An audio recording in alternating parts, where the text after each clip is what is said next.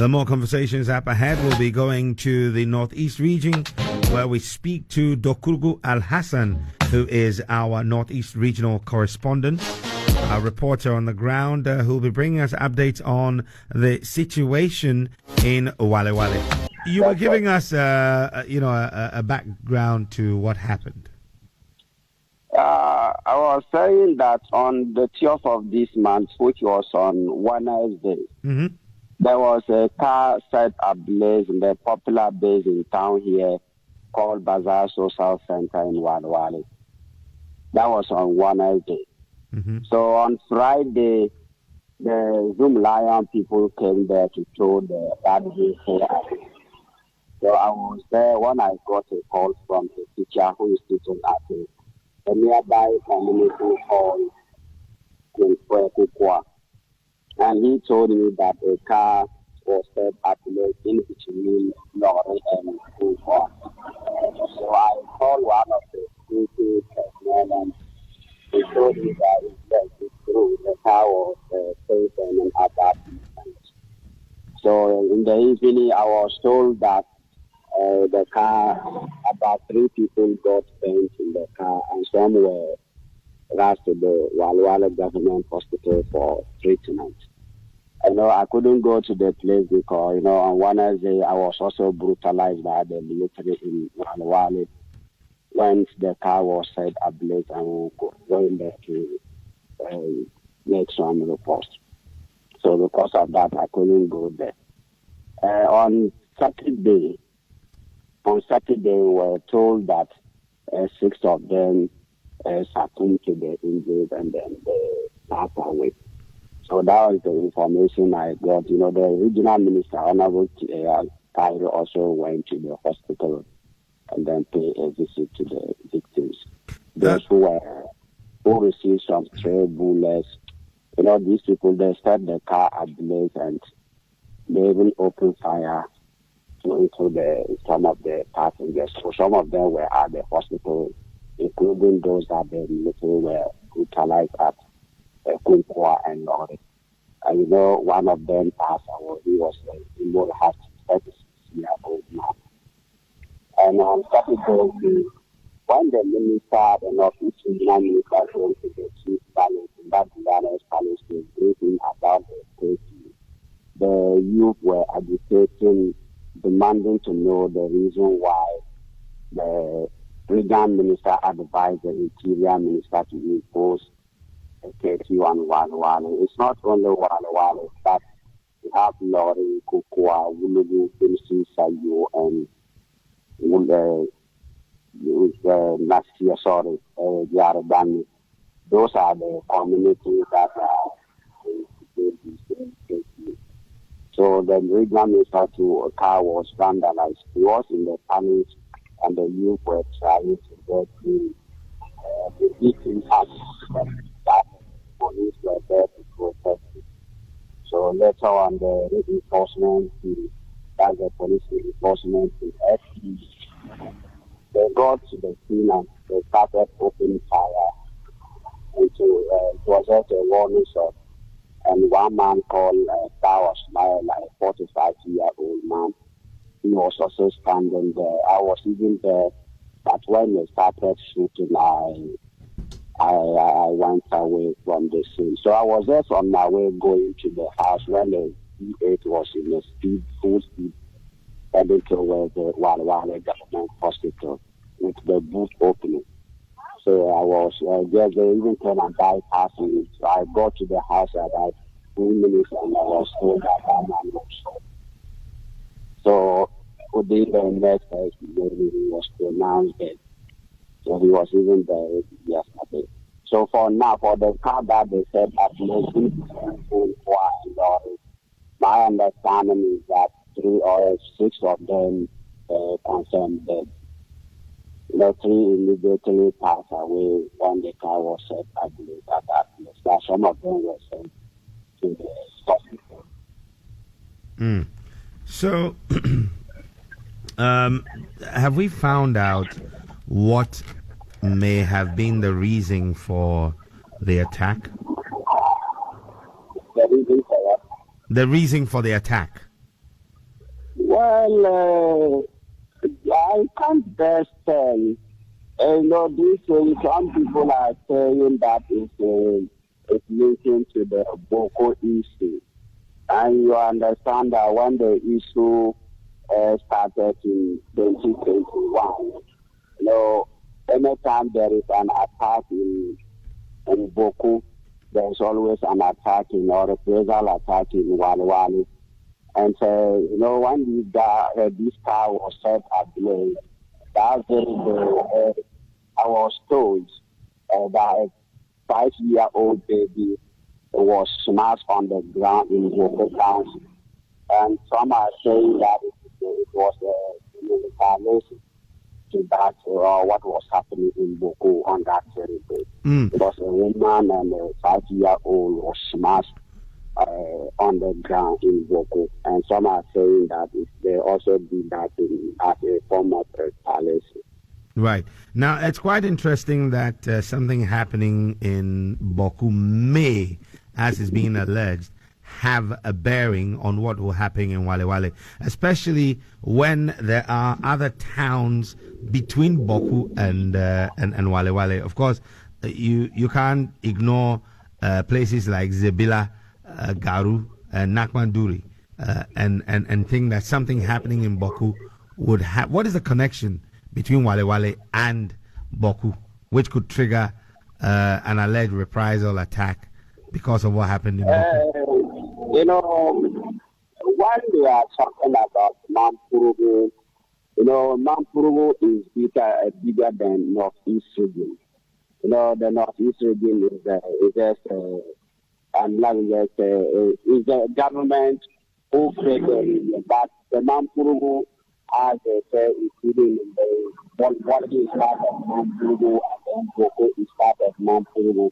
But when you come to the Northeast region here, we have 6 districts, administrative districts. But Yagabakubori, Mampurugu, that's Mampurugu Module, and then West Mampurusi and East Mampurusi. That's where you can find only Mampurusi. But when you go to my family, there are Mampurusis there, but some neighbors tribes are Limobet and Kokobet. So Yagabakubori, West Mampurusi and East Mampurusi, they are Mampurusi dominated place. And Walewale is there on the main road, and Mampurusi are in Walewale. So that's why there's always an attack on the road when there is something happening in Boko. And you all understand that, when the curfew was imposed in Boko and travel became a very big issue there, some of them even came to Walewale to settle. I'm talking of the Mampurusi in Boko.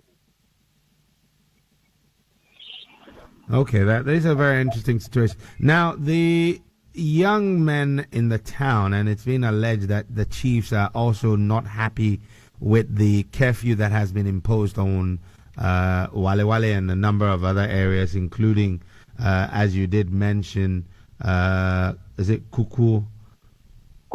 Yeah, Kukua. Yeah, Kukua, which is south of Walewale, and then the area of which other area is Wulugu Gimsi.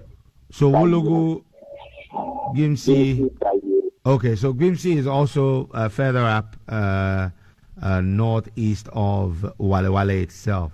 But they are just on the same stretch. All these communities are on the main road. Okay, so they are on the N10, which goes all the way through Wulugu. Exactly. Okay, now if the young people are upset with the curfew, I mean, from what you've observed, is the curfew something that would help the security agencies to bring calm to the area? This thing, I think, is just for me to say, it's just like maybe the government, I don't know the plans of the government or the interior minister. But if indeed they want to stop these attacks on the roads, But I think the best way for them to do is to get more military ammo cars so that they will be patrolling on the road. I'm saying this because we're looking at this, all the attacks are happening during the daytime and not during the night. So if you are even imposing KCD and some people, those we have criminals. That one, we all know we have criminals everywhere. So if they always, I'm told they always track these vehicles from Tamale or Pulukoom or Accra. They have people there who always tell them that, oh, this guy is coming. So these people should just attack them on the road, or they have a particular place that they tell them to attack the car there. So, and these things are happening during the daytime. So what I'm saying, what the Interior Minister was supposed to do is that they should have just the 4 of the ammo cars to station in the Woody, Walewale, and Loagri and Pulukoom. So they can do that to stop this attack for the road. But I don't think the imposition or the imposition of curfew will stop this attack. Because looking at things like the people are now even insane. And I'm telling you, even yesterday, the youth were trying to burn down the Walewale police station after the guy was arrested. But this man was just about to leave the scene. He hit his motorbike and then the reinforcement team. So I don't think the position of the KQ will stop this in the area. So the best solution is for them to get more military men on the road. And I know they can fight it. Well, Dokurugu, we're grateful for these updates. Just before you go, what is the current situation in Walewale? The current situation in Walewale is even though we are in safety, that some people are still using the speaker to call for prayer in Walewale. But the military, I'm not just on the roadside. I'm staying around the Walewale government hospital. Mm-hmm. And things we started and tried to stop. I've never seen the military roaming to but around the police station, the Zane Fuel station, and Total Fuel station, the soldiers are always on that main road. I'm talking of the N10 highway. They are always there moving. And yesterday too, I was told that if you can alert, I was told that there's some guys in town who are Walewale guys. The people gave them some military uniform and they were taking them to some tired bases and they were beating people up last night. Now, we received some information about vehicles from Garu, not basically drivers refusing to drive.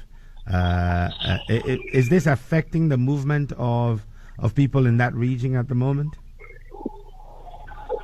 Let me get you a letter from Garu. Let me get you. Sorry. Hello? Yeah. So what I'm saying is that I saw an update, not verified yet, that vehicles are refusing to ply the road between Walewale-Bawku and basically there's very little movement on the N10. Has these incidents affected the rate at which public transport is used on the N10?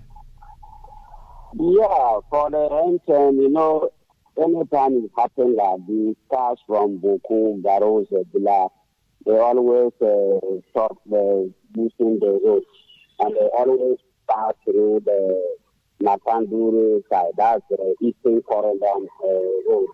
That's like I indicated. Napanduru and Naleri is not far as compared to Walewale to Napanduru. And it's also a Mampursu dominated place. I'm talking of Bindi and Naleri. And when it happens like this, they always communicate with them so that they will go and then ambush that place too. So movement is always difficult for those from Taro, Zebila, and Togolese. Well, Dokurugwe Alhassan, thank you very much for your time. That was the Northeast Regional Reporter, Dokurugwe Alhassan, bringing us up to speed on what's going on in that part of the country.